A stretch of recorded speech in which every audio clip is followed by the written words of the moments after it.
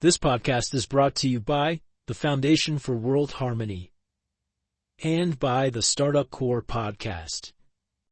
Come with me to discover the transformative power of kindness and the joy it brings. Join me as we explore every Monday morning simple yet profound ways to elevate your happiness, one gesture at a time.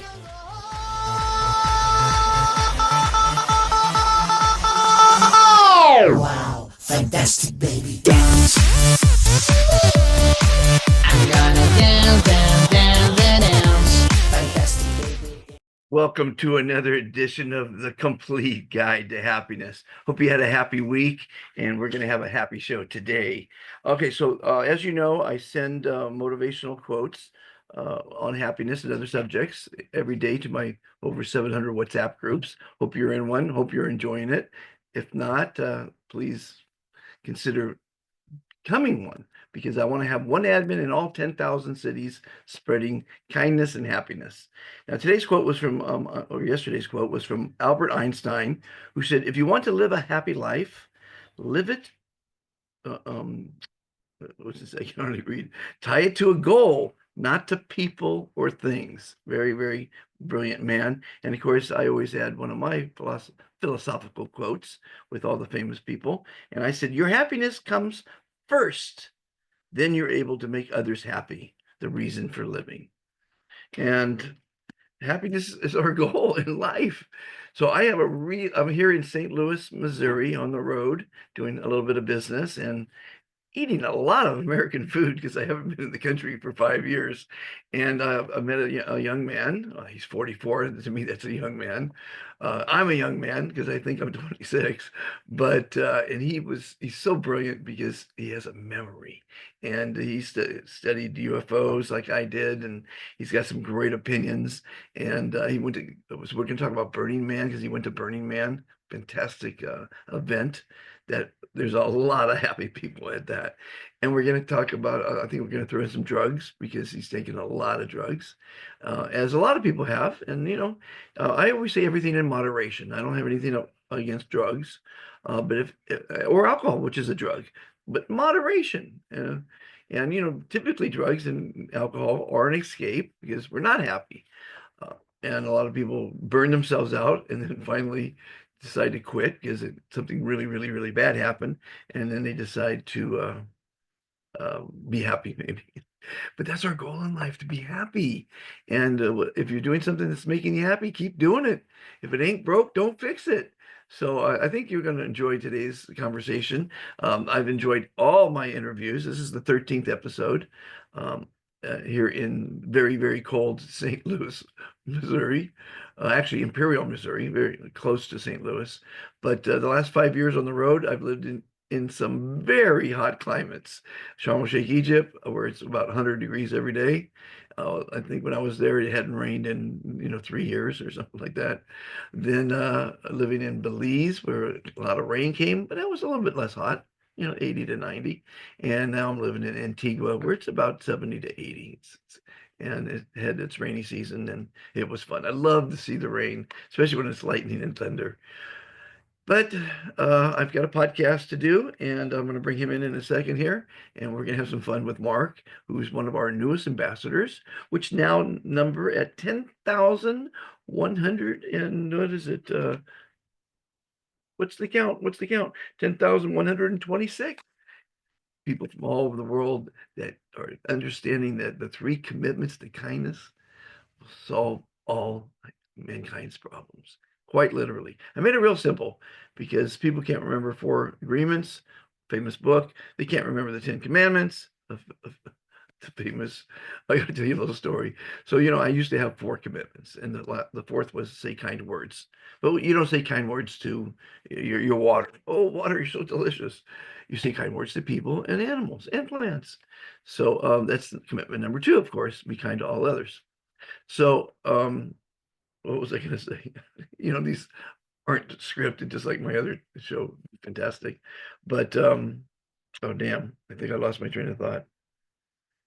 What was I saying? Anyway, without further ado, let's get Mark in here. He's out there having a cigarette. And you shouldn't smoke cigarettes, of course, but everything in moderation. So in a second, we'll bring in Mark and, of course, another cooking show. Let me think, what else I want to say in the opening here. I read my quote, give you a little dissertation. I'll talk to you in a little bit. Stay tuned. Okay, I'm back. I did a little research and I wrote it down because I wanted to tell you about some happy organizations. My favorite, of course, is one of my sponsors and good friend, John Paul DeJoria, who has peace, love, and happiness.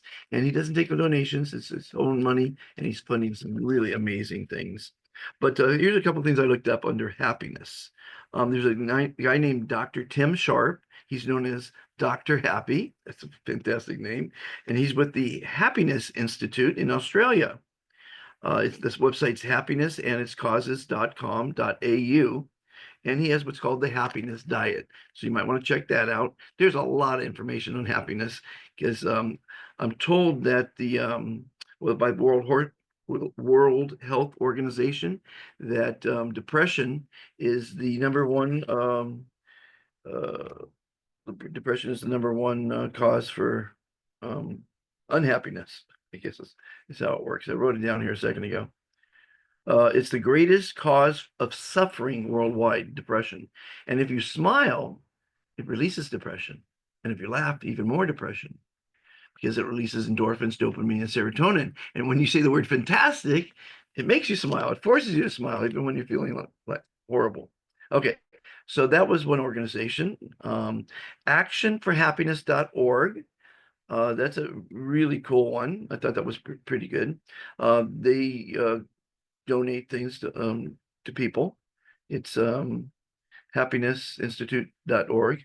And they have the thing like I have in Antigua, I call it give and get, where you drop off things that you don't need. They have these things with books as well, and people pick it up, and it's working well in Belize. Happiness, what is it? Happierlivesinstitute.org. Can't read my own writing. I apologize for that. So that's a pretty cool organization there. Then there's Project Happiness. And then there's World Happiness Foundation. There's thewaytohappiness.org. And they have a book that's been distributed. They've distributed 100 million copies in 114 languages in over 170 countries. That is fantastic. Thewaytohappiness.org. Check them out. I don't know if they're giving away the book for free or you have to pay for it, but that's a lot of copies, 100 million. One day hopefully we'll have 100 million ambassadors of kindness, and it's free to join my organization. It's my gift to the world. There's a lot of information on how to be happy, but know that no one's going to make you happy. You have to decide you want to be happy. And if you say the Global Kindness Pledge, it will lead you to happiness because it forces you to say the word fantastic. And before I bring in Mark, let's do it together. Repeat after me. I pledge to be kind to and love myself. I pledge to be kind to and strive to love all others. I pledge to be kind to, love, and respect our Mother Earth. Are you saying it with passion? We are all fantastic. You are fantastic. I am fantastic. Be fantastic. Fantastic people don't lie, steal, cheat, fight, or kill. But if you must lie, lie next to someone that you love. If you must steal, steal away from bad company. If you must cheat, cheat death. If you must fight, fight tyranny. And if you must kill, kill a bad habit. So that's the only time you should be doing those bad things. Man does some really bad things, and we've pretty much polluted our entire planet. You know, the streams, the rivers, the lakes, the oceans, the seas, the lands, and the atmosphere, and outer space now. We did it. We need to curb that. We need to take accountability for our actions, for a happier world. And the Kindness Pledge will create happiness. It will make people aware of their environment, make them aware of the fantastic word that spreads energy, kindness, and love. It builds self-confidence, of course, and fosters camaraderie in groups. It's fantastic. Try it. Do the kindness challenge for the next 30 days, 3 times a day, out loud with passion and vigor. Say, I am fantastic, because it's called manifestation. A lot of people look in the mirror and say, I'm a loser, I'm broke, I'm bald, I'm fat and ugly. That's not positive. That's not good. So to get out of depression, get out of reduce your stress and anxiety, say the word fantastic, because it'll make you smile. So without further ado, let's bring Mark in. I got that out of the way. I wanted to let you know about these great organizations out there, including mine, which is the Foundation for World Harmony.org, BeFantastic.today, WorldKindnessList.com, a few different websites with a lot of information. And of course, my Be Fantastic YouTube channel with over 2,100 videos of me traveling around the world, partying like a rock star at times, cooking up shows, interviewing people, showing you the Giza Zoo, the pyramids, Old Faithful in Yellowstone, the Boynois Strait in Istanbul, Kiev before the war. A lot of nice things on that channel. Check it out. So here we go. On with the show, as they say. Well, everybody, I have my guest from we're in St. Louis, Missouri, or Imperial County, actually, Missouri, or something. We're in America, let's just say. Two bald guys in America. And this is Mark Andres, or 10,115th Ambassador of Kindness. Welcome to the Kindness Revolution. Nice to meet you, Because sir. with your help and many others, we're going to make it a kinder world. And a happy world, because kindness, you might agree, leads to happiness. Would you agree with that? That's the way this works. Okay, so you're from Hilo, Hawaii. Yes, sir. Aloha. Thank you. Because that's both hello. We just looked at the camera so people can see us. We don't have to look at each other. I know what you look like. I can see you right there, actually. There you go. And so I don't have my regular green screen, but this will do. It's I always say it's not about quality, it's about content. And this guy, I pray I would have his memory. And we were talking last night and on a lot of different subjects. So we're going to cover a few of them, which are UFOs, which are where maybe humans came from, from the Anunnaki, perhaps. We're going to cover where he attended the Burning Man concert, which has probably got to be, when it happens, the happiest place on earth, right? And sex, drugs, and rock and roll. Why not? Last night's conversation was off the chart, so I had to share it with my audience. And as you know, I interview one ambassador a week, and it's only going to take me about 325 years to interview one a week at the rate it's going. But there's so many people joining every day, it'll never end. But when I meet a fantastic person, and I've been doing this for 5 years, I interview them. If I go to a fantastic place like the pyramids, I tape it. So it's just my way of sharing my little world with everyone, and hopefully they can gain something from it. Learn from my mistakes. We all make mistakes, right? Yes, we do. Let's start with your mistake. You made a mistake and you ended up in jail. I haven't had the pleasure of going to jail yet, which I think would be a fantastic experience. But tell us about that little endeavor, or that little. Well, it's the one thing I always say is, Tachi, one thing I can tell you is persistence and to never give up. And it's basically, when going through high school, straight A student, sports, accolades I could only imagine the day that I could have my kids have. Not to sound cocky or anything, but the truth is I had my scholarships lined up. Everything was going good. And my senior year in high school, I had gotten a fight at the movie theaters. And one thing we've learned is that there's certain counties and certain states that are a little harsher than others. Ventura County, their rule is you go on vacation, leave on probation. One fight simply there, it got me started into, they charged me with 5 counts, 5 felonies, assault with a deadly weapon, intent to do bodily harm, great bodily injury. What was the weapon? They said that my foot was a weapon. A deadly weapon. Yep. Kickboxing, horrible sport. Yes, sir. And the thing was, you know what? I didn't start the fight, but that's all semantics at this point. But one thing I did find is I got to go through the culmination ceremony. So I walked into, I did my whole graduation, walked under the bleachers, then got cuffed up and went to jail for the next year, about 18 months fighting a case. 18 months in jail. The wild thing was this. Yes. What's the moral of that story? Well, the moral Don't fight. Moral of the story is, just think twice before you do something. And everything else, just like how you measure twice, cut once, think twice before and learn to control your anger. Imagine if everyone would think before they say something. Wouldn't that be cool? Yeah. Because people just blurt out shit, you know. I mean, you got to think before you do anything, you know. That's the truth. But don't fight. I mean, that's one of the. I mean, I just don't get the wars. You know, the 32 wars going on. I mean, he's a historian, by the way. I mean, it was great to hear because we're going to talk about the history of mankind. So that was the moral is don't fight. It really is. You know, I tell people, tell your girl that you're not a coward, but you're smart enough to walk away from a fight. Because you could be in jail the rest of your life if they fell over and died and hit their head and died from a stupid little accident. I mean, it's an argument.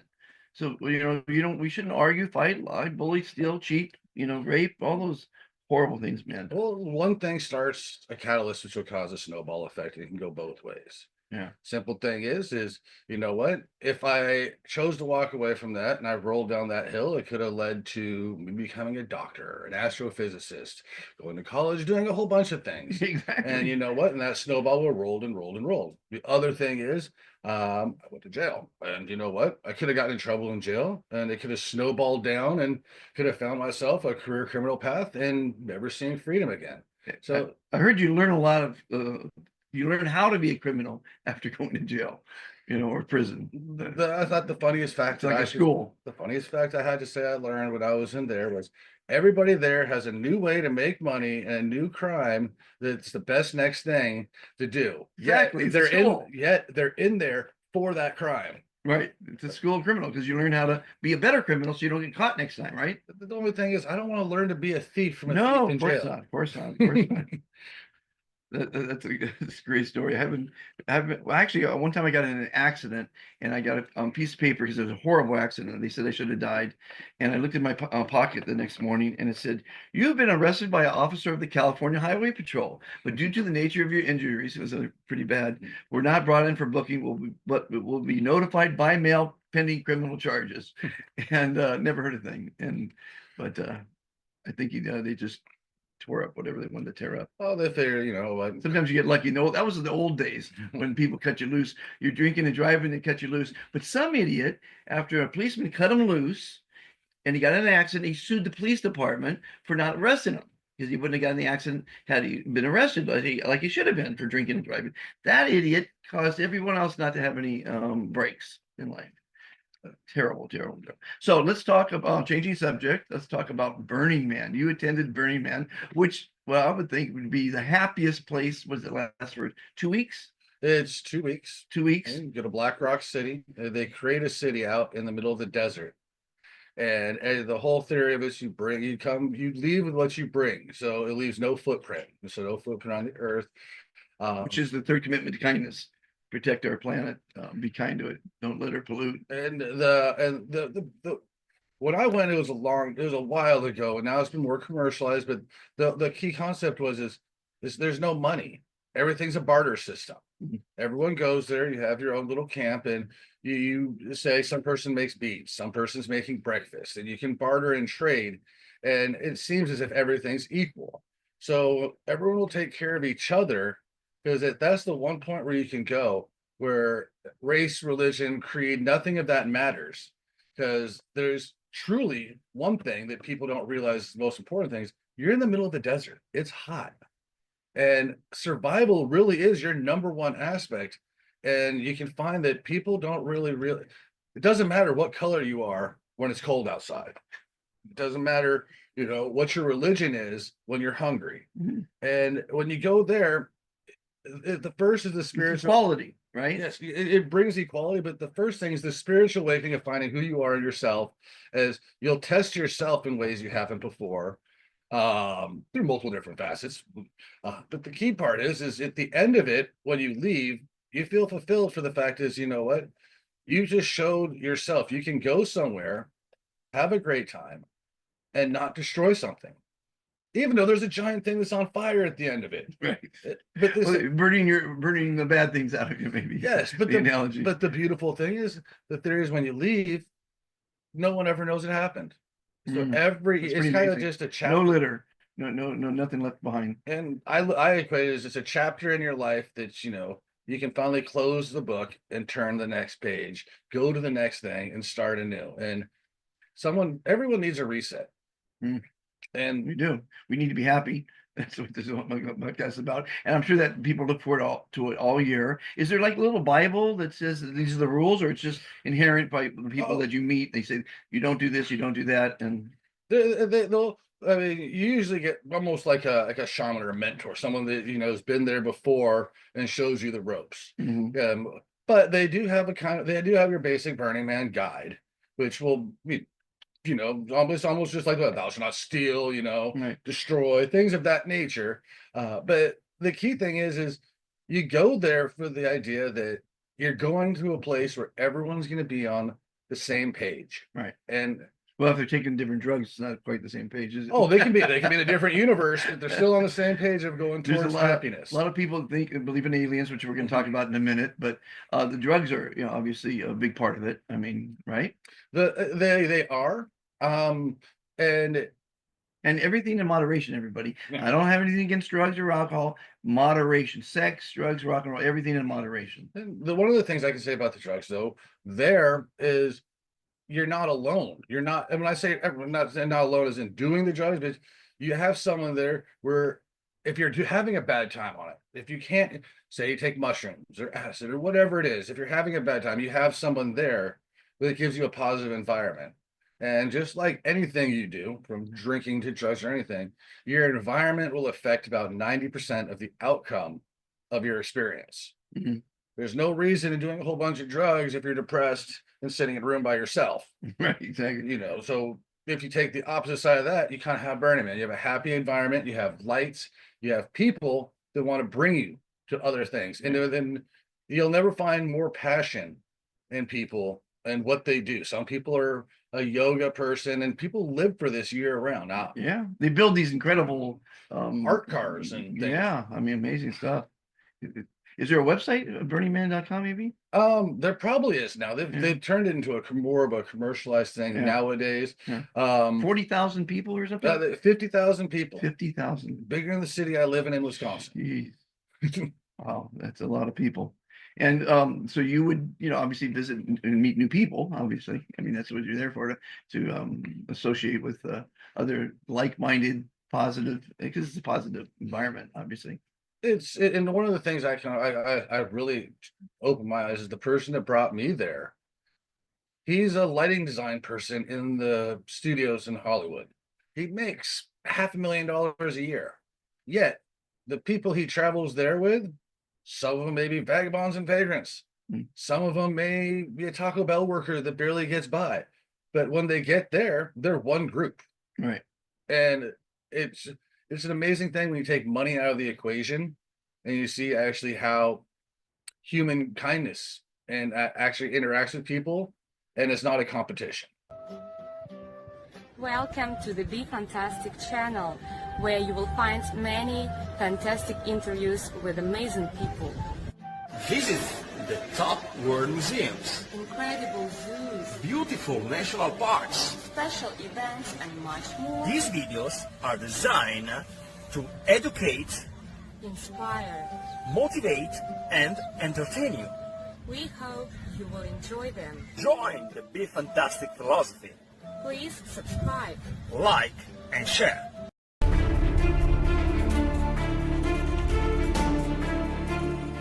Well, people think you need money to be happy. And that's a very big bad fallacy. I travel the world, and they have some of the happiest people are some of the poorest. Unless that poor person is thinking, I need a yacht, and it's miserable that he doesn't have a yacht. That's a little ridiculous. But most people are just, if you have a shelter, you're probably, better than half the planet. If you have food in your belly, you're probably better than 70%. I mean, it's there's a lot of sad things going on, but I'm trying to, in my kindness revolution, is show people how to be happy. And that's probably one of the most important things, because I didn't ask. I gotta stop you for a second. My first question to my guests is, how do you define happiness? happiness is being able to, from the moment you wake up to the time you go to sleep, wake up and not worry about the outcome of anything, and know that no matter what, we're a small part in a big puzzle, and the universe will, no matter what, it reciprocates. There's an energy. If you, whatever you throw bounces back. So if you're happy, you're kind, you have positive energy, it reverberates back to you. Yeah, And 100%. if you can keep that simple mindset, which most people can't because it's hard. We all have a bad morning. We wake up on the wrong side of the bed. But they always say this: if I gave you $1 million that you were going to die tomorrow, would you take it? Most people say no. So why don't you wake up every morning as it's a gift? That simple thing right there should show you that, you know what? Money doesn't make happiness. Material things don't make happiness. And the simple things that you may take for granted is what other people loan for happiness. You walk. Some people are paraplegics, cripples, the small things like that. My story of how I became envious of somebody who had happiness when I was younger was a real simple thing. I did sales. I've done sales my whole life. And I'll never forget, I was talking to actually the janitor of I worked for a big corporation, making a lot of money. And he'd say, "You're working late hours every night. You should have everything. And I see you, you don't seem to be happy." And I look at him and I say, "You have a smile on your face. And you do a job which I feel is beneath you, but it's a needed job." He's a janitor. And he's like, "Mark, you don't understand. I have 5 children. I have 2 jobs.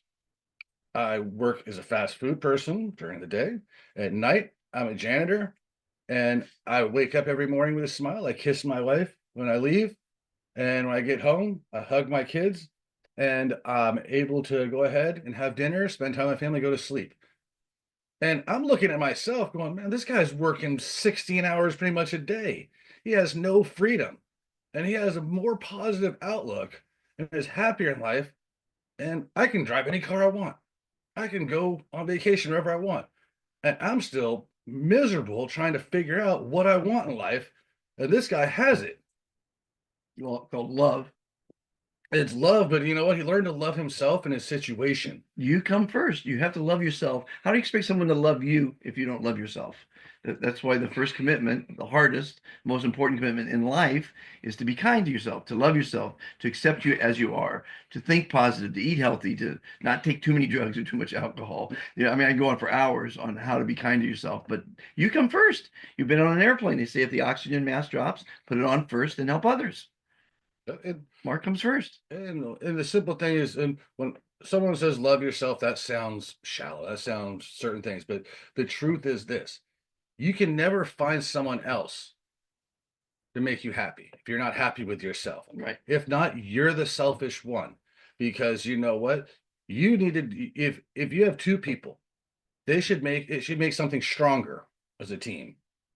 One shouldn't have to lean on the other for No, happiness. there's no I in team. Yeah, go ahead. And you can have, and with anything, it could be an 80-20 in some points of who's carrying the weight and who's not. But at the same time is the team only has to carry 50% each. One might have to carry more sometimes than the other.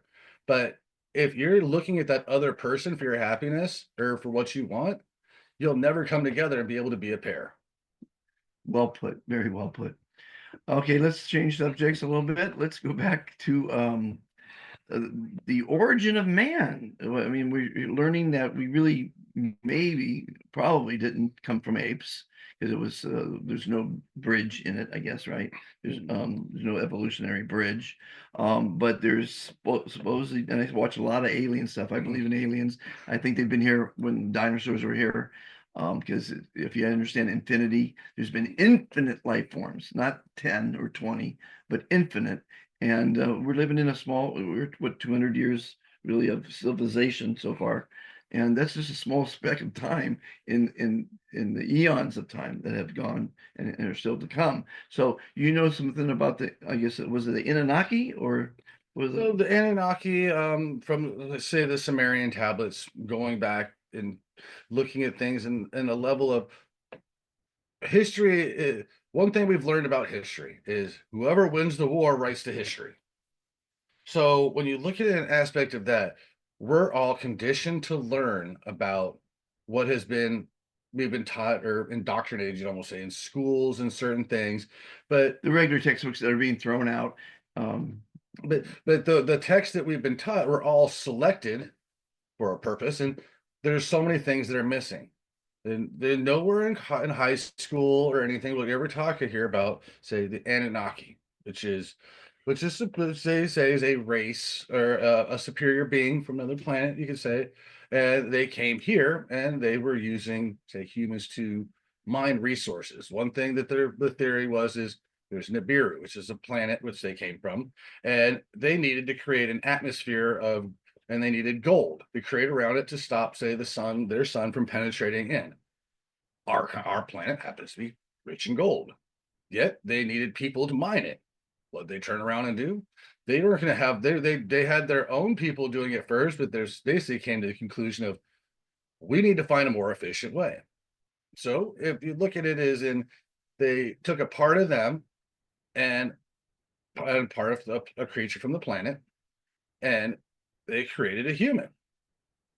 And with that, they basically were able to start mining gold. And but that what happens with that, what happens when you overwork somebody and they don't feel equal, you start to get rebellions. So one of the Anunnaki, well, Ra, that's why when you say, Amen, his name is Amun Ra, you're basically, he pronounced himself as a god. And what that was basically saying is he wants everyone to worship him, work, and do what his bidding was. Thoth, brother. God of wisdom. He said, no, these people are sons to us. These people are part of us. And he wanted, so a big war happened. And basically from there, obviously we can tell that humanity survived. So we kind of can know who won the war. But all the technology that happened in there was pretty much lost, as in one group left. And the ones that stayed, basically, they gave us the technology within everything we have on this planet. They gave us the book. They gave us everything we needed to know, the key to do it. They just left it up to us to put the pieces together. Now, over time, one of the biggest things that happens is as the world shifts and moves, we've lost touch with truths. And what I mean by that is, if we say that our civilization goes back 3,000 years, now we know for a fact that when we can do carbon dating and look at things and we find ruins and pyramids and things like that are 7,000 years old. They found a hammer inside a rock that was carbon dated at 500,000 years old. And that means hammer. And when we take a picture, when you take a snapshot in time of 500,000 years, for us, that's not even fathomable. For our brain is really contemplative of humans, because our existence we feel hasn't been there. But in the time of Mother Earth, our Earth, while you want to take care of it, it's been around forever, and the Earth regenerates itself. So if you look at things on a bigger picture of that level, there could have been several civilizations here, lost civilizations before our time. And they could have the ruins. Where the ruins? There's actually physical evidence on cave walls and Egyptian tombs and things of past civilizations, past technologies. And in the ocean used to be land. So if you take a look at that, that means there's a whole lot of uncharted things that we really haven't gotten to. And that will be our difference in saying is the first question is, well, if there's aliens here, why haven't they talked to us? And well, when you walk down the street and you see a bug, do you stop and try to talk to that bug? And no. And the picture, that's how you got to look if them looking at us, we're so primitive, it's ridiculous. If aliens are here and they have the ability, we'll just say space travel. Right. And you took a snapshot of it and you're an alien. So we're aliens and we're in a little spaceship and we're looking at Earth and we're like, all right, well, these creatures right here seem to be human. They seem to be the most evolved species on this Earth, yet they fight amongst each other for no reason. 32 wars. They turn around from there. They kill each other for land. Greed. The best part, and they say they're the dominant species on the Robin, planet. how's that coffee coming? My executive assistant needs to be bringing my coffee, man. He had his pizza for breakfast. Very, very healthy, by the way. Right. And he's having Red Bull Yeah, to chase down the pizza. And That's how they do it in breakfast of champions. in the country. We're in the country, right? This is country. Yeah. Country breakfast. You know, Missouri. We're in country, baby. Only state named after an emotion. Oh, Missouri. Actually, my son's played professional tennis, and it's so hot in Missouri that every day someone would go to the hospital in the tournament because it's very physical, and so they call, oh, we're gonna have to play Missouri now, Missouri now.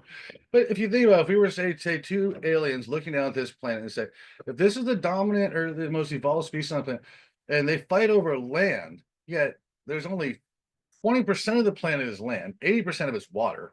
They fight over everything. Women. They fight over their drugs. That's my drug. You know? I mean, wouldn't you look at them and they figure out how to make nuclear things to destroy the planet? 1,000 times over. We have nuclear capacity to destroy the planet. But we haven't figured MAD, mutual assured destruction. But we haven't figured out the most basic thing is how to get off the planet.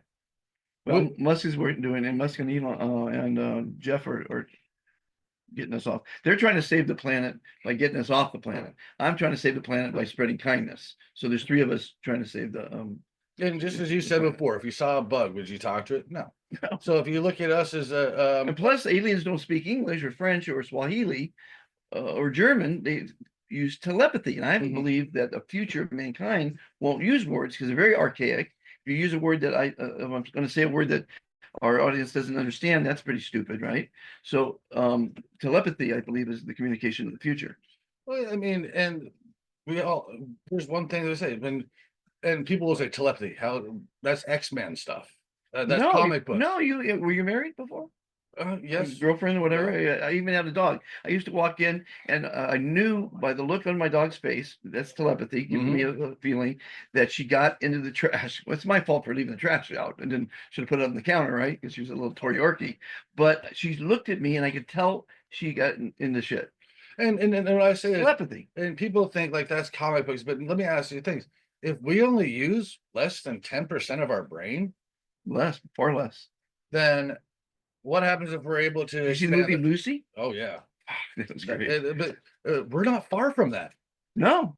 Well, they're going to have the robot. 35,000 is like buying a car, and he or she will be your assistant, be your scheduler, be your mentor, be your educator, a psychologist. At one point, your lover, and then your wife. Your lover, clean your house, don't complain, and don't take a break. I mean, if I could have robot babies, that'd be awesome. Robot babies. Well, I mean, think about that. The future. I would like to be frozen for 100 years because I want to see what the shit's gonna be happening in 100 years. The Walt Disney thing where he cryogenically froze himself. It was in the 60s, and they had the robots, the robot maid, right? They had the little flying car. Rosie, everybody knows Rosie from the Jetsons. You young people don't have any clue what the Jetsons is, but I mean, it's a revolutionary concept. I mean, Da Vinci, he did the helicopter and all kind of different things way back when. But let's talk a minute about in 41 was the first supposedly capture of UFO. 47 was Roswell, and we've been reverse engineering. That's where we get the laser. That's where we got the transistor. And you expand on that. More importantly, not just those two things. We got the microchip, the microprocessor. Microchip. The simplest thing is this. I mean, literally, if you look from say 1200 BC up until that point, we look like the Flintstones. Right. And you go from and all of a sudden that point to now, we look like the Jetsons. Exactly. In that short of time, and that's not evolution. I mean, that's not evolution. From what you remember, the first computer was the size of a house. The vacuum tubes and everything. Now, I have something that's more powerful than our first satellite we sent out to space in my hand. Yeah. And you can think of something like that, and that's in what, 40 years? Yeah. 50 years? Well, 77 is when Voyager went on its journey. There's two of them, Voyager 1 and Voyager 2. And they're still sending back images from out of our solar system. They're actually out of our solar system now and still sending back. And this less technology. It's a VCR basically out there sending back images of our our universe. It's amazing. Yeah, when we look at technology, my first thing I say is But we still stupid. I call it the insanity of humanity. We still have the wars, the violence, the poverty, the corporate greed, all the horrible things man's doing to itself.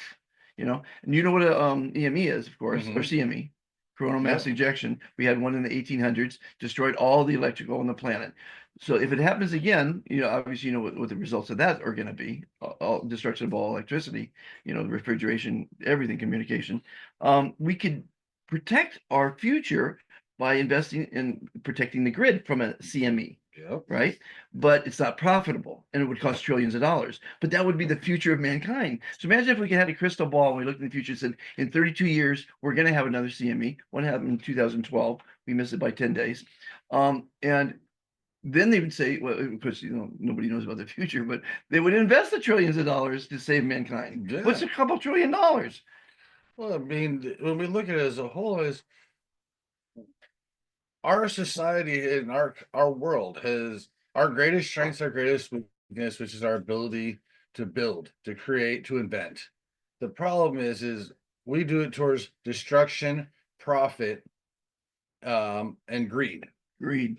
None of the for example, the one I always look at Worst this. word in the world. Let's look at a scientist here, the one who created the vaccine for polio. He decided that he didn't want to sell it. He gave it away. Saved billions of people at this point now, but died a poor old man. But happy, hopefully, maybe. Hopefully, but at the same Well, time, Musk is open source. I mean, I love the fact that open source is fantastic. Mhm. People are taking my word fantastic, my whole brand and running with it. That's fantastic. Steal it from me. Steal the Be Fantastic philosophy, the 3 commitments, please. And it's the one thing that we always look to do is if we could simply learn to create things and work as a team. Like just circle back. If aliens look down at us and they saw what do they see? They see a human race.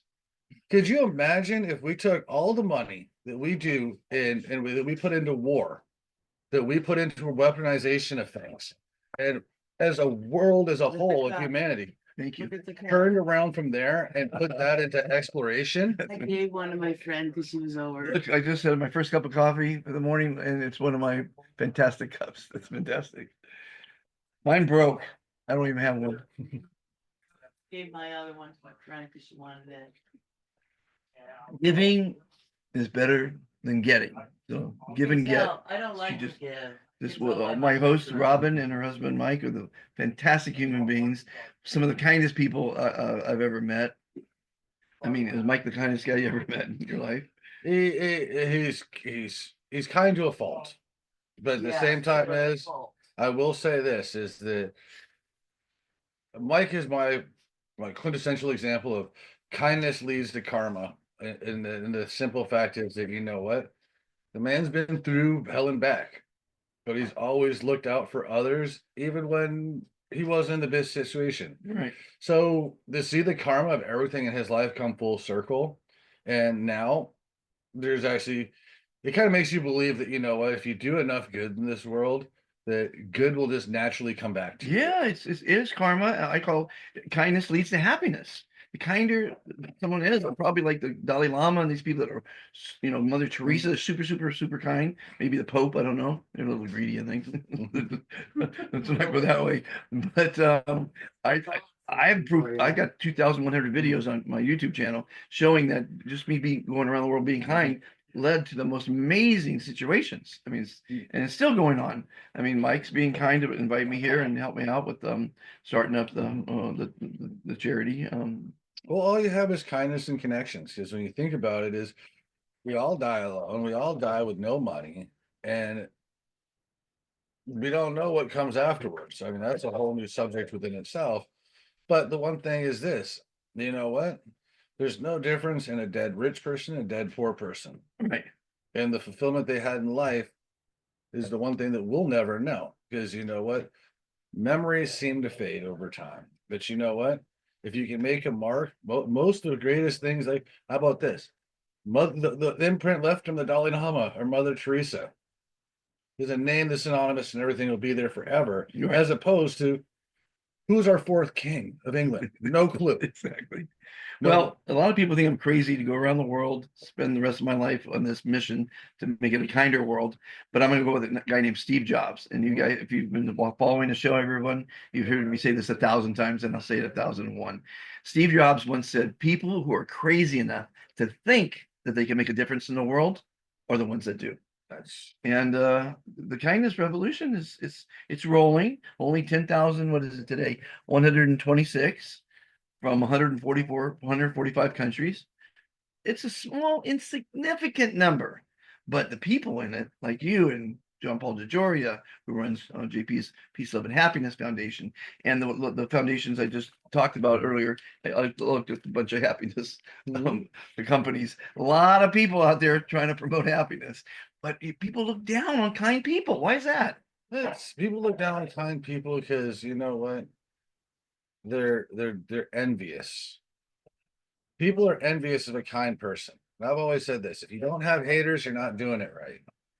And I always say the simplest thing is this: you know what? People are envious of somebody happy because you know what? They want to be that person. I don't care, rich, poor, whatever you want to look at, any status. People want to be that happy person. So people look down on it. People frown upon it because they haven't figured out how to be it. And that's what their goal is. And that's what the goal of this show is: the complete guide to happiness. So what are the basic rules someone should follow? I mean, obviously be kind to yourself, be kind to others, be kind to the planet, but expanding on that, in your opinion. In my opinion, that's when you take your core values, which you have yourself, others, the planet. That's the first step. The other thing to realize is nothing is insignificant for what you do. For example, you're here and you're reaching over 10,000 people with your followers alone on a daily basis that's growing. Now, if you said I only have 2 followers when you started, was that insignificant? No. No, if I help one person in all of this, and I know it will help thousands, I've accomplished something. To help one person, And the thing is this: random acts of kindness. you can't get to 10,000 if you don't get to 2. You can't get to 3 if you The don't journey get of to 2. 1,000 miles begins with but a single step. Exactly. And that's the thing I can say is this: you're not going to find anything unless you're looking for it. And that's probably the biggest thing I would say to take away for most people is stop looking for what will make you happy. Don't ever give up on that. I mean, and one thing I've said is this: is people always say is you're lucky that for example, people will tell you you're lucky that you found happiness. You're lucky that you're able to do what you do. It is no. No luck involved at all. Luck You make your luck. Luck is created. Right. Luck is intelligence equals opportunity. Because if you do not see the opportunity or you don't know what to do when it's there, it means nothing. Right. So that's always just keep your eyes. I mean, that could be as simple as picking up a rock. And you know what? By you picking up that rock, you didn't realize that rock was actually a valuable gem. And you know what? You gave that to somebody and they turned around and you didn't realize that their father was a jeweler. And they turned around and it turns into something greater. Speaking of that, in Guatemala City, one of my billionaire ambassadors showed me $100 million rough ruby. If I'd seen it on the street, I'd kick it. Yeah.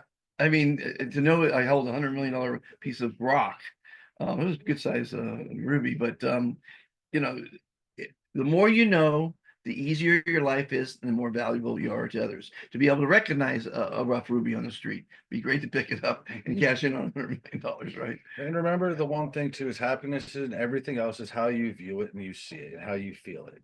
And it's simply Between the two it's ears. in here. Yes. And that's the most important thing is you can think of people that have 10 times more who are miserable, and you can think about 10 times less that are not. And manifestation works. Mhm. That's why I have what's called the kindness challenge. Say I am fantastic 3 times a day out loud with passion for the next 30 days. Guaranteed 100% that will manifest it into some cool shit. And I would say this: don't even say it, do something even greater with it. Take it, write it down, write I am fantastic, and write 3 reasons why every single day. Okay. And like that. you'll start seeing something really that starts going into your mind. That's why we took notes in high school. It's why we take notes. Is your shorthand. The visual, It triggers things for your subconscious to come out and say, okay. And when you start doing that, you're conditioning your mind to truly believing it. right. And the minute that you believe it, we know this, the power of belief is greater than almost anything. Yeah. So if you believe it, you'll start striving for it. I always say conceive, then believe, then achieve. That's Yeah. the 3 steps to doing something. Now, I always say the secret to happiness is to find something that you really love to do. Because if you find something that makes you jump out of bed in the morning, you're going to look forward to your day. You're going to have fun doing it, and you're going to do it well because you're having fun. The easiest thing to do is something that you're having fun with. And if you do something well, someone's going to pay you for it. But people jump out of bed or crawl out of bed because they have to make money. So there's 3 types. There's 5% of people that jump out of bed, and they're blessed. That's fantastic. 90% crawl out because they got to do what they got to do to make the money to have the support the family or support their habits. And then there's 5% that say, screw it, I'm not getting out of bed. Yeah. Right? And I'll say this is nothing happens overnight, and everything will take a little bit of conditioning, but you can condition yourself. We'll use the example of getting out of bed. You can condition yourself to get out of bed in a positive manner. For the way I look at it is that there's 2 triggers in your body that are pushes and pulls. One would be, say, a pull would be, I have to get out of bed because I have to go to work. And which means that if it's raining outside, I'm not getting up. Or if I have a day off, I'm not going. Now, then you have things called pulls, such as I have to get up to go to work because my child needs to eat. But your kid doesn't know anything other than that. They're dependent on you. So what the difference is I'll tell you this, rain, storm, anything else, you're getting out of bed, you're going to work, your kid's eating. And what it's doing is you can do it in the simple ways. I'm going to get up, I'm going to run a mile because I'm going to live longer before I can watch my kids grow up, whatever it may be. But you can condition your body to pull yourself up every single day. And you can do the same thing to be happy. And it's a simple, because people wake up with a miserable mindset. Well, it's easier to be a failure and miserable than it is to be happy and success, because people fall, when you're successful, you can fall down, and people are afraid of failing and they have fear. Fear is false expectations appearing real, and fail is first attempt in learning. So I had never had any fear of failure.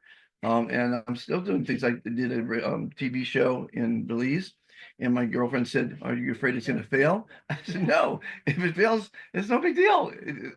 I'm doing things for fun." And your mindset on that is what they say too. Is what do they say? There's a dirt road to happiness, and there's a highway to being miserable. Highway to hell. Yeah, and you think about that, and yes, the highway goes faster, it's easier, and it's quicker. But if you've ever taken off the beaten path and gone on that dirt road, you're going to find the journey was worth it. Nothing easy is worth it, and nothing worth it is easy. Well put, for sure. Once you achieve it, Yeah. you can't go back. Yeah, it's and we all have our own paths. I always tell people, believe in your path. Who else is going to believe in it? You got to believe in it. And if you give up, you're a loser. And what they say, losers never quit, and quitters never win. Yeah. And it comes down to this: is people have the misconception of failure. Failure is not just trying something and not succeeding. Failure is when you try something, you don't succeed, and you give up. Yeah. I mean, the whole thing is, you know what, if you don't succeed, there's a beautiful thing. That's a life lesson. That's, you know what, that means you have the ability to learn from what you've just been through, and they become better. Or the definition of insanity, doing the same thing over and over again, expecting different results. That's But what, you gotta experience life. I mean, I travel a lot for 5 years, and I meet a lot of travelers, and I still respect someone traveling alone, because it's always better to travel alone because you're reaching out and you're meeting new people. But these young people that are traveling, I just have so much respect for them, because they're courageous enough not to have the fear that everything's going to go wrong. It's manifestation. If you think you're going to miss the train, if you think she's not going to call you, if you think all these negative things, typically you'll manifest it. I have a question. Of all the places you traveled to, where would you say the one of the places you've been to, you found the most happiness or peace that you're at? The poorest people. There's a place called Sohag in Egypt, Upper Egypt, and it's no tourists ever go there. No Egyptians go there because it's so poor. But I went there because my assistant had a death and he couldn't afford, so we took the train, and I paid his way there. It was an amazing experience. The people are the kindest, the poorest that you can imagine. They open up their homes for you. And there's one gentleman I had to counsel. He had a big house, two-story house, kids, lots of land, well respected in the community in his village. So and he was not happy. He said he wanted more. I said, you have a wife that loves you. You have beautiful kids. You've got property, respect from the community. You have a meal. It was a fantastic meal we had. And as we were talking and walking, there was a family cemetery on the land. And I said, you're better off than them. They're all 6 feet under. So it's how you look at it and how you perceive it. It's all about perception, the matrix or whatever, what's going on in the world. And so hopefully I'm able to open up people's eyes to see what they do have. They have a home, I mean, to have a roof over your head and food in your belly you're better off than what, 80% of the world or something ridiculous number. I don't know. It's a lot. And you know A lot what? of poor people out there. I'd ask you, would you visit it again? Would you go back there? Well, I only do things once, but no, probably not.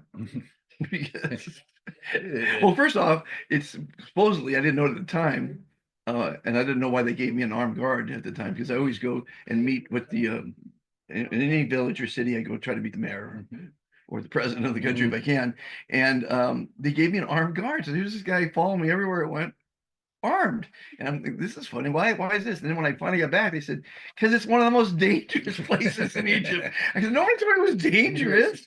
I just thought nobody went there because it was like a hole in the wall. Oh, I actually, it was funny. I did a video and said, I'm in bumfuck Egypt. You heard of bumfuck Egypt, right? I was in bumfuck Egypt. Oh, So, but the places I've been are the poorest. Sharm el-Sheikh is an incredible resort. I lived there for a few years, and the people, the Egyptians, are so kind. The Belizeans were kind. The Guatemalans I live where now are also kind. But it's the poorer areas. You don't go find kindness in Chicago, L.A., or New York. You're not going to find it. Well, you'll find some kindness. There's obviously kind people everywhere, but the majority of people are shoving you aside to get on the subway or the bus or get to that taxi. And they're wearing blinders. They don't. You sit next to someone 8 hours on a plane and you don't talk to them. I mean, it's just, I call it the insanity of humanity, as you know. So together, with a new ambassador and lots of fantastic ambassadors, and if we introduce kindness to other people, and we're just kind, some people say, "What's in it for me?" The poor people a lot of times will say that. Well, if you're kind, we just discussed it. I mean, first off, if you follow 3 commitments, you're going to look better because it makes you smile to say fantastic. You're going to live longer because it reduces stress. You're going to be happier because, kindness leads to happiness. And you're going to make the world a better place and clean up the environment because we're all going to be accountable for our actions. So if that's not enough for being kind, I'm doing the wrong thing. And that's the thing and you hit it right on the head. People ask what's in it for them, and you almost look at them and say, what's not? Yeah. Literally, what's not? How about the future of humanity? Let's call it that way. How about this? If I can get you to smile for 1 second, I can create you to be happy for that. That is 1 second happier than you were a minute ago. I walked next. I crossed paths in Antigua with the old folk on the street, of course, and they're very short people, by the way, in Guatemala. But I always look in someone's eye, and I always smile, and then typically I'll say "Que tengas un día fantástico," which is Spanish for "Have a fantastic day." Their face lights up, their eyes go wide, and they go "Igualmente," which is you too, and "Muchas gracias." I just made them so happy in that 1 second. So a second at a time happiness is we can only live a second at a time. Which is that second, what the thing is, you just made that. You could have made that person's day, that person's week, that person's year, because they haven't heard a kind word in X amount of time. Right. So when you say what's in it for you is, how about this? If you can do that to someone, that means someone can do it to you. Well, the second commitment, be kind, treat people as you want to be treated. Be kind to all Mhm. others. Try to love everybody. It's tough to love someone evil, but just walk Mhm. away. Like that fight you had. Yeah. You just walk away and you tell your girl you're not a coward. You're smart. Because I want to support you. I want to love with you. I want to be with you. And I'm not going to be with you if I have to fight someone and go to jail because an accident happened. It's like, and I just can't stand fighting, lying, stealing, cheating, fighting, arguing, bullying, teasing, all those things. Terrible. It's terrible, right, Mike? Absolutely. Mike, we were talking about you. You're fantastic. Thank you. Yes, sir. Working with the Fantastics. You're an ambassador. Mike is, I believe, what number do you remember your number? Ambassador number, he's number 70 in the Be Fantastic He's only revolution. got 9,000, Maybe I'm 900. No, I think you're 70. Yeah. 48 70. people ahead of me. Exactly. Exactly. And it's a team. There's no I in team. And if everyone just introduces kindness, or just, you don't even have to introduce, don't go out of your way. Just be kind. That's the whole thing. People say, what are you doing? I'm just trying to be kind. It's not Two hard. words. Just be yourself. 2 words, be kind. Changes the world, saves the planet. Kindness, dropping a nuclear bomb is not very kind. Americans are the only ones to drop to, right? Yeah. On people. We dropped them, then rebuilt them, and now we buy everything from them. It's an insane world. So you're such a knowledge. You're like asking Google. Tell me about this. Tell me. I'm trying to think what else we discussed last night. It was so much fun talking to you because, conspiracy theory. We can go back to conspiracy theories all day long, I imagine. Oh, we can go and talk everything from the beginning of life till the end. But the biggest things that we look at as a whole here is it comes down to this. Self-help helps others. And it's It's commitment. You come first. and it's what you're doing. Oxygen mask drops, put it on first, then help others. Because And if you're not alive, happy or well, you can't be of service to your country, your God, your family, your business, yourself, nothing. and I'd say from everything you're doing is you're starting or cutting the pie. You're going a complete circle. Now the question is, at what point will you feel fulfilled for what you're doing? Or are you fulfilled now and you're doing it for just the love, or is it Well, you got to do something in retirement. I'm not a really good golfer. No, but are you looking for an ambassador in every country? Are you My goal is to get 195 directors, one for every country. Okay. Okay. And then, of course, one day we'll have conventions, kindness conventions, and what have you like that. And then I want to have one admin in every WhatsApp group in every city, and there's 10,000 cities. So imagine 10,000 admin, and they just put their wife in or their kid in. And again, it's just their first name, their birth city, because you're listed on worldkindnesslist.com. Mark, your first, because I think everyone should call everyone by their first names. I don't last names and I don't get it. So your first name, Hilo, Hawaii, and your ambassador number. That's it. Now, eventually I'll have a program to where they'll click on your name and it'll go to your passion, your product, your profile, your everything profile, about whatever. you. Yeah, but that's a programming thing that I have to pay for. So you're really you're doing this out of good faith. Yeah, I'm not concerned about the future. I might be dead tomorrow. I don't have anything to do with the past. The past is, there's a saying, yesterday is history, tomorrow is a mystery, and today is a gift. That's why they call it the present. Yes, And all sir. we have is today. There's another saying, live every day as though it's your last, because one day it will be your last. Exactly. And I've been living, I have 2,100 videos on Be Fantastic. This is the complete guide to kindness of YouTube. Yeah, my other YouTube is Be Fantastic. Thousands of videos, and I love it because it's my memory, because my memory is shot. But it's also learn by my mistakes. I did this wrong or that wrong, but follow my lead. Be kind. That's the bottom thing. But this is my gift to the planet.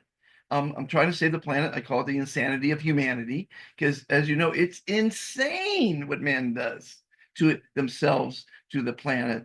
We've polluted our streams, our rivers, our oceans, our lakes, our our atmosphere, our lands, and now outer space. You know how much junk there is out in outer Oh space? yeah, we have just like we have that whole pile of in the ocean, the Pacific Ocean, or Plastic, the size of Texas or some yeah, shit like and that. we have the same thing in the space that we keep shooting up with all our old things. I mean, Yeah. it comes to a point where when can we stop being wasteful? When we go to another planet, because everything's going to be recyclable. There'll be very, very little trash on Mars, and we're going to Mars. By the way, they're not going to call people living on Mars Martians, according to Elon. They're going to be calling Mars people. Well, I was gonna say our Marikins. Market. But here's what's the problem with that. Greed will still follow us there. Because someone's going to make a community and they're going to say, you want to buy a little house in my community? Mhm. Here's the price. Because and then the price has to have a profit. Because everything's about profit. Well, but think just as you said about that space junk, right? Let's go back to saying that we're an alien. We're flying over and we look at Earth, and we're saying it'd be like us looking at a landfill and Exactly. being like, "Oh, let's go there and help these people out." Right. If I was an alien, I'd just keep going. So one of my theories on trash is I call it the third less rule. I'll just take toothpaste. The toothpaste companies will tell you to put 2 layers of huge toothpaste on your toothbrush, right? Mhm. I say we use a third less. And if you use a third less, it lasts 3 times longer. It's a third less trash going in the problem, and it's a third less money. And everything third less. Drive a third less of the time. That means you can walk, ride a bike. It's good exercise. We're just consuming too much because of greed. Greed, and it's corporations that are doing it. You know, it's just a horrible situation. And I'm just doing what I can do. I'm just a simple guy with going down the path, and hopefully, I now have a charity. That's why I'm here in St. Louis to open up the account. John Paul DeJoria has been very kind to help with that. And now it's like maybe if some money comes in, I could feed more poor people. I feed a lot of poor people in Antigua. There's every day, because I have a lot of poor ambassadors. I get requests for money, for aid, for food, for shelter, for this, that, and the other thing. And I said, no, we're not that organization. UNICEF, others can give you money. We're trying to give you a peace of mind, a outlook on life that will show you that happiness isn't what you need, not. And I tell people they're hungry, go out and volunteer. I guarantee you someone's going to feed you if you volunteer. And I'd say with the way you carry yourself, your personality, and what you're looking to accomplish, you almost have to say you're blessed. And if you're saying you're blessed, what you're doing is you're blessing others with that same Blessed opportunity. to be alive, the things I've done and the Yeah. crazy shit I've And done. if you think about that, my first thing is this. What I would love to do is we've had our talk today. Let's say if we did this again in a month or even 6 months, to see by being blessed to meet you and go through this to expand who we are as a person. Let's see how that has helped me in that time frame, because I have a feeling that you know what, taking the outlook and the approach that you're giving allows people to open up a part of themselves that they weren't expecting to do. Well, it's lovely to hear. I really like that because you can lead a horse to water, but you can't make him drink. So sometimes my speeches would go one ear out the other. And But what I'm saying is, and then I love analogies. I'm offering you and everyone listening and all my ambassadors a piece of cake, and it looks delicious, or it looks beautiful, and it tastes delicious, and it's nutritious. It's healthy. I can't force you to eat it. You can taste it. You're gonna like it. Maybe you're gonna love it, and maybe you can get involved and be an admin in one of our groups because we need 9,000 more admin out there. And I ask, I'm asking from admin just to introduce it to people. Mhm. And the director basically forwards the motivation quote that I put out every day from someone famous, Abraham Lincoln or whatever. It's 3 seconds to do it forward. I think it's about 3 seconds. You Yeah. look at a quote, you read it, and you hit forward, and you forward it to your group. That's all I ask people to do. And here's the thing: Share the quotes, share the positivity, share the kindness. you'll find that quote could actually be something that starts the trigger to put someone on the path that you found. And I got some really excited ambassadors that are really putting some effort out. It's volunteer basis, which is, you can only get so much from a volunteer. Hopefully one day I can pay my directors and help out the admin with the bandwidth. But that's, going to require some Well, it's benevolent person out there to do it. And if I close some of the deals I got going, I'll have all the money to do that myself. Which you can only rely on yourself in life. Mhm. And that's why, you got to make yourself happy. No one's going to make you happy. You got to try to do something that's going to fulfill your day, help others. Because when it's like it's better to give than to get. It's so simple. Better to give than they say better to give than to receive. I like give and get because Okay. it's a little bit better play on words. Yeah. Okay, so what's the next subject we can talk about? Because while I have you here, I really want to. Did we talked about aliens? Not too much about aliens, did we? No, we don't. The part with aliens that I've always said is that people seem to think that we don't know anything, and to really say that we don't know what's out there. If they visited us, we know about it. And when you go back to that, we'll go back to what we've seen Operation High Jump, Admiral Byrd. Oh yeah, we talked about that last night. And when you go into one of the biggest naval operations in history, with Admiral Byrd sailing to the Antarctic, right? And to see if there's WMD, weapons of mass destruction, and whatever he found down there stopped him dead in his tracks. And he basically says something came out of the water and started just eliminating their ships. And they turned around and said that, and like I've said, Get the hell out of here. and well, the biggest thing about it though is when you look at this is history, folks. Yeah. This isn't made up bullshit. Yeah, you can look this up. This is You can look up this. This is the only time in history. I mean, even the Treaty of Versailles for the end World War II didn't have an impact where every country in the world, and now we're talking here, we're talking the Chinese and Japanese who hate each other. We're talking everyone in the Mideast who's always had wars. We're talking Catholics, Muslims, everything you can imagine. The history of time. Yes, Wars. all have come together to say we're not going to go here. We'll come to this agreement, and we'll just put little research. Everybody agreed on one thing.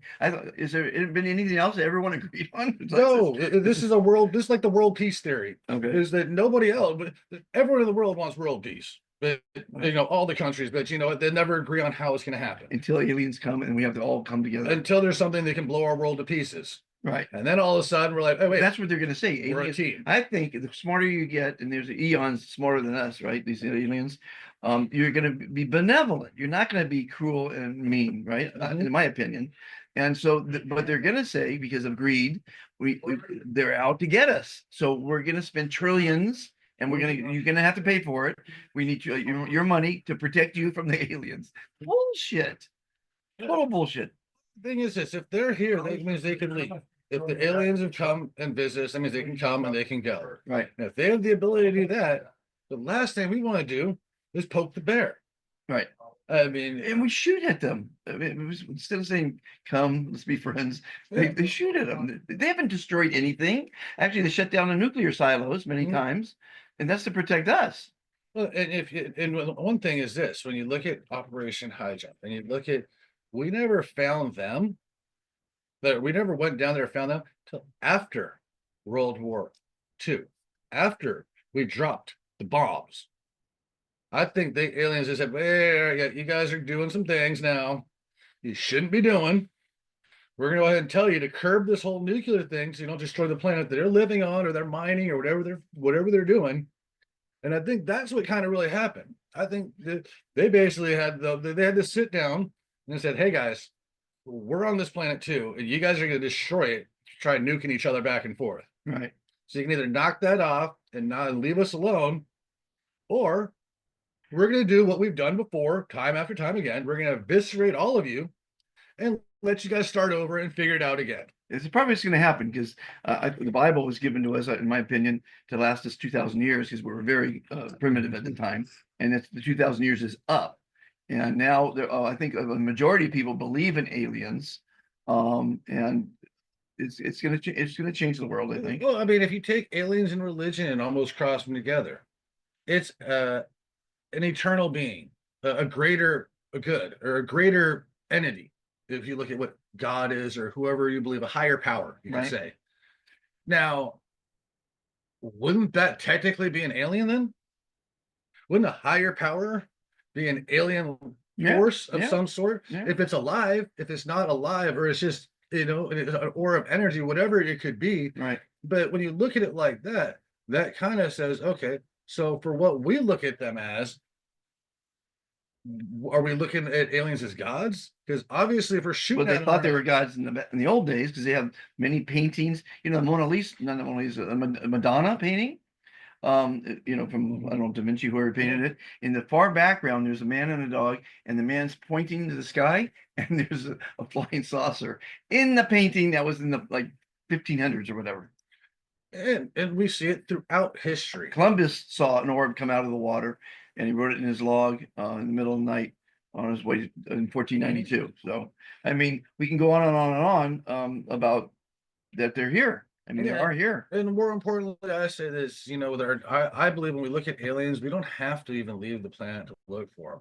No, We've only mapped, I think we've only done, I think was it like 10% of the world's ocean. yeah, but I think 5%, but Some like some very low. some minute number. And they're underneath there too. Yeah. So if we haven't even explored our own planet yet. But there's so much proof. Cattle mutilations for a second, not a drop of blood, precision operations. They're taking the pieces to study, obviously. Crop circles. I mean, I am an expert on crop circles. Thousands around the world. They occur overnight. They're elaborate. The stem of the plant or the corn, whatever they're pushing over. They looked at it under a microscope. It's not bent. It's not broken. It's grown overnight sideways in these intricate patterns that are amazing. So just physical proof like that, you know. Well, I mean, I think we have to look no further than the architecture we have around the world. The pyramids, perfect example. Power generator. Yeah, power, just alone, how were they built? You can't tell me slaves moved Not 200-ton bricks precisely cut and stacked them up on top of each other. Every 20 minutes for 20 years is the mathematics. If you do the mathematics, 1.2 million huge blocks that we can't carry today, cut 200 miles away, quarried somehow, placed with precision with tunnels and you know all the different chambers and everything. Imagine all the different angles to have a block like this and then a piece like this going through. You know, and I said the most important part though, they're placed in precision and within, I think it's with our longitudes and latitudes within like 100th of or like a 200th of an inch or something from the direct constellation in the skies. right? They're multiply done. Now the only way, And they're in a band around the world that you know. I didn't have phones back then. I don't think so. How do they tell someone else in another country to build it and line it up? The precision. the thing is this: how do you do something like that without looking at it from above? Well, yeah, just the Naka drawings. There's things that we didn't see till we got up in the sky. Oh, like Nazca. Nazca, Yeah. that's what I meant, Nazca. It's like there's so many things that don't make any sense. Why are these runways that are miles long And what's our explanation? Oh, people just did it for fun. a lot of work for fun? Yeah, I mean, And to line up something precisely like that for miles and make a drawing that you can't see on Earth, you just can't see it. Well, and what about just jumping around because I'm thinking about all kind of things. The Georgia Guidestones. I was there on my first journey here. I went to then they destroyed it. yep. They destroyed it. Why did they destroy it?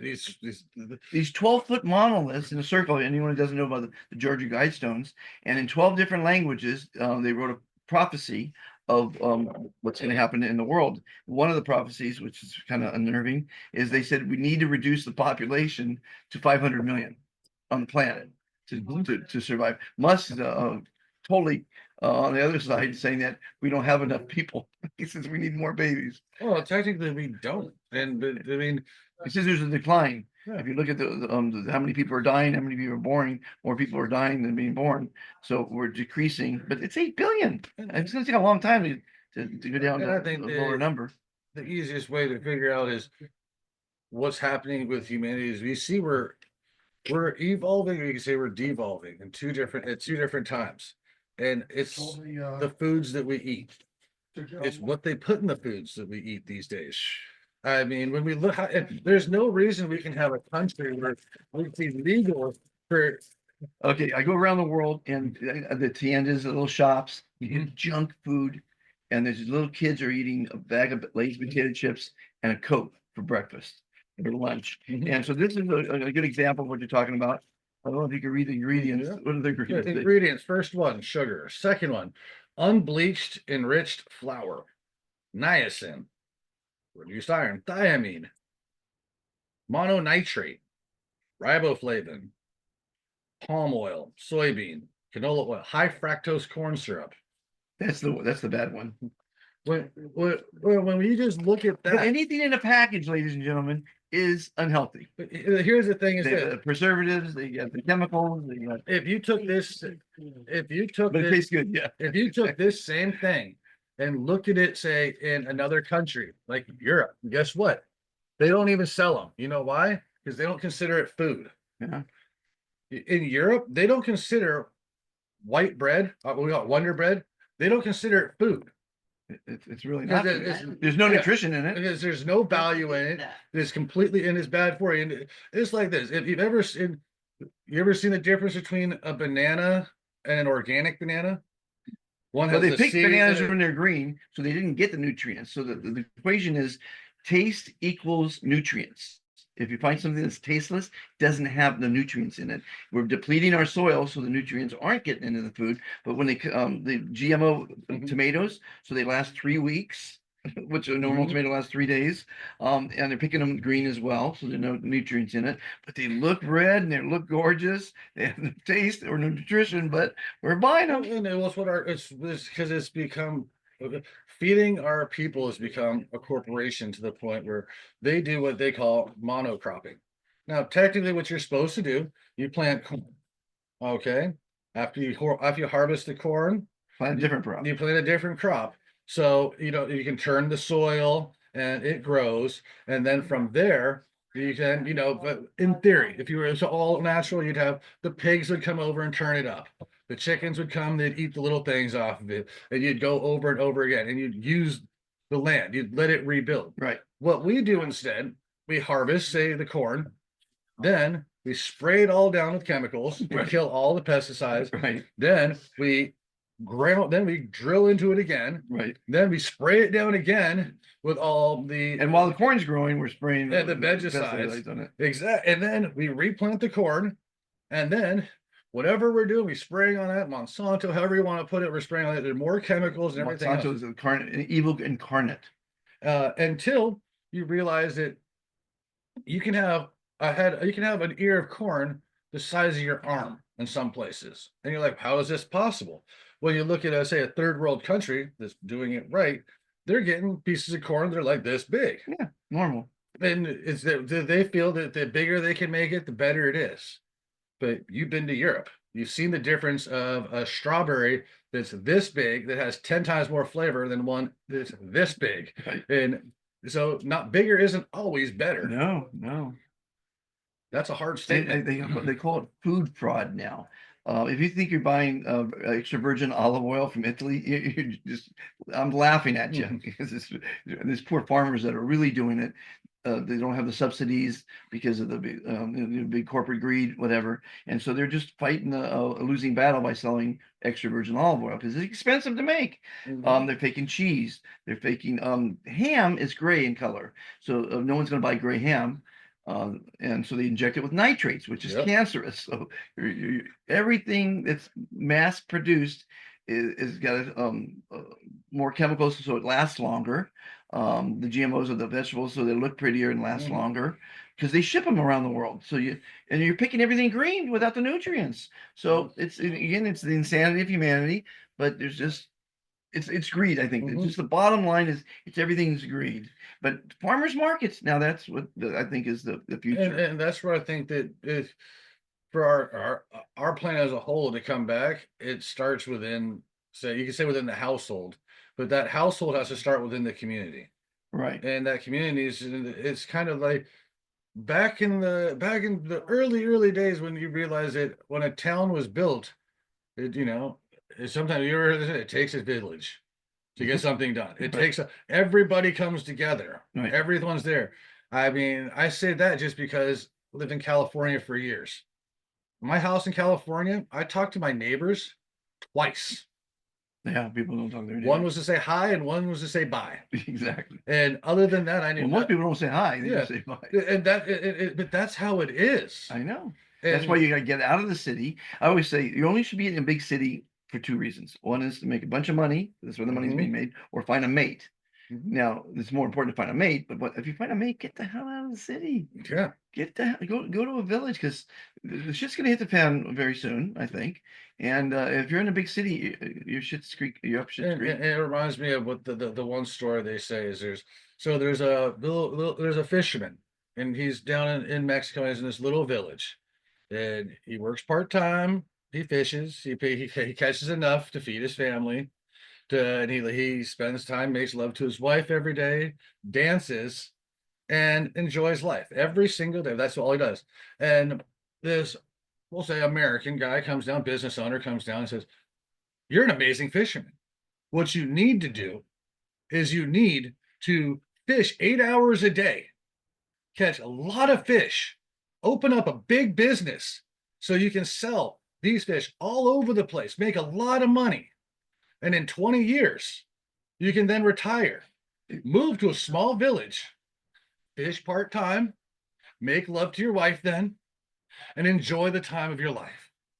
I love the story. I've been saying this Yeah. the exact same story for 40 years because the guy see the guy fishing and doing so well. You could have a big company and then one day you'll retire and you can go fishing. It's like, I'm doing it now. Exactly. And I think that's where Insanity of humanity, everybody. and that's what happens to people within our country and all the other countries out there is everyone's so gun-ho to make it big that they don't realize that for all the people that made it big, their goal is to get back to the basics in a simple life. You ever see a hearse behind I mean a U-Haul behind a hearse? You can't take it with you. Exactly. Now Steve Jobs, he died, and he had a lot of money and he had time to reflect because he knew he was dying. But you know, the second commitment is be kind to others. If the super billionaires of the world and the super trillionaires of the world were just to pay their fair share of taxes, that's it. That would help out humanity. But you know, what are you going to do with billions and trillions of dollars? I mean, they're gold plating their Ferraris and their Lamborghinis and their Rolls Royces, gold plating it. You know, help people, share your money, share. They show the statistic that 90% of the world's wealth is held by 10% of the population. Right. Right. So when you stop And think about 1% that- controls it all. yes, but so when you just stop thinking about that number alone, that really shows you that money's not everything. Because that means that there'd be more miserable people that don't know how to live. So what this shows us is wealth is well, how we measure wealth is financially, but wealth is something much greater than that. Wealth leads into basically your basic things in life. And it comes, if you could almost say, is you know what, if they had a happiness meter the same as they measured wealth, I'll tell you this, those numbers could be the same Reversed. or reversed. Yeah. Yeah. And that's something that that's what we don't look at is we don't look at, what's going good. It's like the news, a car accident sells, tragedy sells, Disaster sells. disaster sells, but they don't tell you about all the good things people are doing. They tried the Good News Network and it failed. And they have the topless news. I think that's still going on. That would go. Girls I'd watch topless, it. people watch that. But the Good News failed. But now what they did, they got a little smart. The very end of the webcast or the newscast, they have one little tidbit of a positive thing. So they leave you thinking, they did something positive. And it's all about because the corporations are running the news. I mean, there's only a few families that are running everything. They own the corporations, they own the media, which own. I mean, we're manipulated into buying their shit products so they can make more money, and the lobbyists that are lobbying for put the chemicals in this thing so it'll last longer, and then the legislation will pass it because they got paid by the lobbyists. And the one thing kickbacks. The one thing we've seen throughout history, because I always will fall back on history because history repeats itself. Every empire that has risen has fallen. Not a hard thing to look at. We all know. Only this. lasts so long. Yeah. Now, but where do they really go? All right. The British Empire. You know what that turned into? A bank. The Roman Empire. What did that turn into? Vatican City. All the money that the Roman Empire had didn't just disappear. It went somewhere, just like the British Empire. It didn't. It went somewhere, It went to the bank in Britain. Why do you think they have a little island that has worth so much? Basically, Well, they wanted to control the world like a lot of yeah, and Napoleon and a lot of other people. yeah, but when you look at it, is they didn't just disappear. Oh, but people got their, things changed. The empire itself fell, the control fell, but all of the profit and everything they made doesn't just go poof. It's this, so it goes somewhere. So my first question is, we're the youngest, greatest empire right now, which is the US. We're 200 years old. We're kind of like an infant baby compared to the other ones Well, out there. Chinese been thousands, right? Yeah. So look at the right now, we're the superpower. We're the US. Now we're only 200 years old. We're babies, Right. And we're already starting to see how fast things are changing with us. And I look forward to see what the future holds and coming in the next 4 years of everything going on. And hopefully we can learn that we're not the American or the USA empire. We're going to be Well, they're looking for the one world order. Yes, They meet in Davos every year, the big superpowers. Mhm. So they're inching it. Some people say it's already here, but they're inching their way, because when they tell you to put on a mask and jump in and stay in your house and don't move, we listen like sheep. Mhm. And that was very profitable, COVID. That's what started me on my journey. I knew that COVID was man-made. I knew it was patented, which is man-made, Oh obviously. yeah. And it was released by man. I knew, so I said, this is my last straw. I've got to do something, and I'm still doing it 5 years later, to try to just open people's eyes, like you're doing with And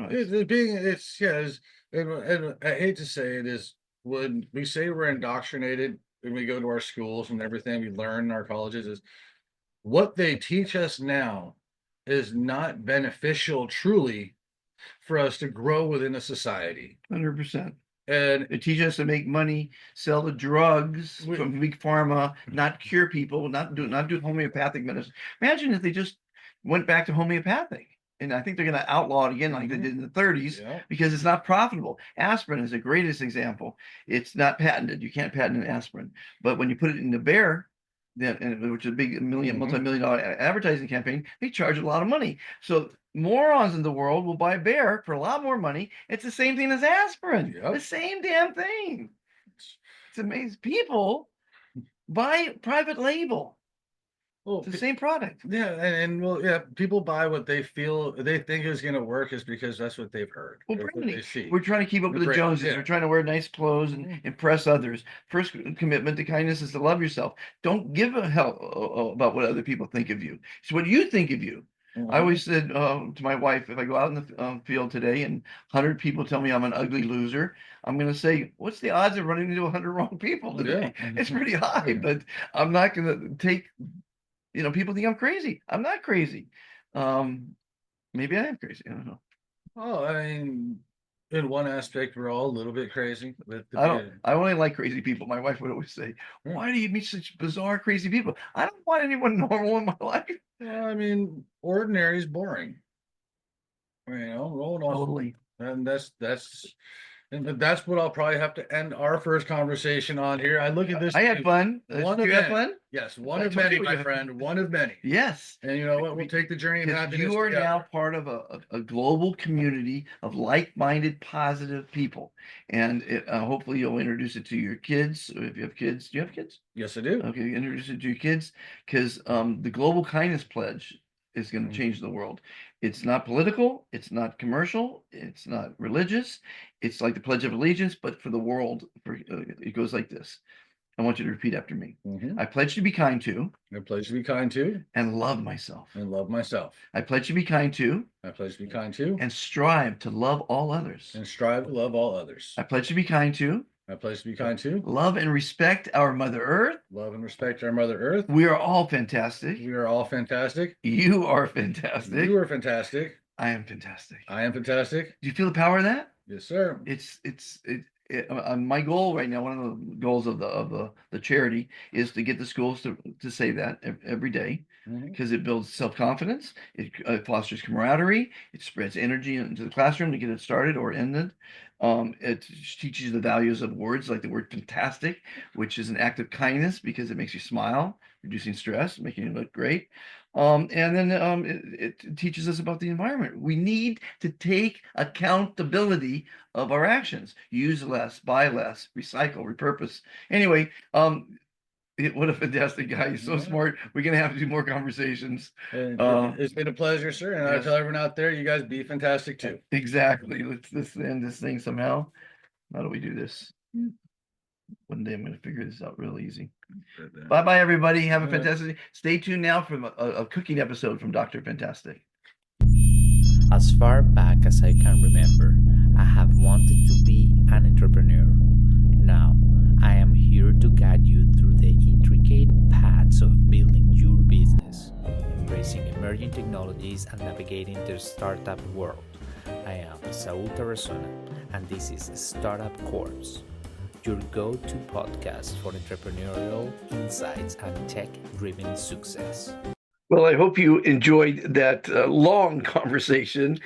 Very fantastic person, as all our ambassadors are. Now it's time for Dr. Fantastic Cooks. While I've been here in Missouri, I've been doing a lot of cooking and a lot of eating. So check out this new chili recipe. I found as many beans as I could, 2 different types of meat. Came out unbelievable, as all my recipes do. I love to eat. What can I tell you? And Beef Fantastic YouTube channel has a lot more because we cooked gumbo Creole while we're here. What else did I cook? No, there's a couple other recipes I can't remember quite offhand. But I've been doing a lot of cooking, a lot of eating, gaining a lot of weight. But that's what vacations are for. I will be here to the end of the year. Hope you have a fantastic New Year's, safe and sane New Year's Eve, and a fantastic 2025. Join the Kindness Revolution if you haven't yet as an ambassador of kindness. It's free. And we are going to change the world with kindness. Kill them with kindness, as it were. So enjoy this recipe. And thanks for being part of this new philosophy, a new age of consciousness, of kindness. And kindness leads to happiness. And that's what this show is all about. Being happy, eating, cooking, doing what makes you happy. Keep doing what makes you happy. And if cooking doesn't make you happy, don't cook. But it should. You're about to see the most incredible chili you've ever seen. Okay, it's time for another edition of Dr. Fantastic Cooks. I'm going to take 2 pounds of ground beef, chuck, and carne picada, a couple onions, sliced and diced tomatoes, chili beans, pinto beans, great northern beans, other kind of beans, black beans, dark red beans, chili beans, skinny beans. So it'll be a multi-bean chili, and I've got some chili spice, and it's going to go in this big pot here. So stand by, everybody.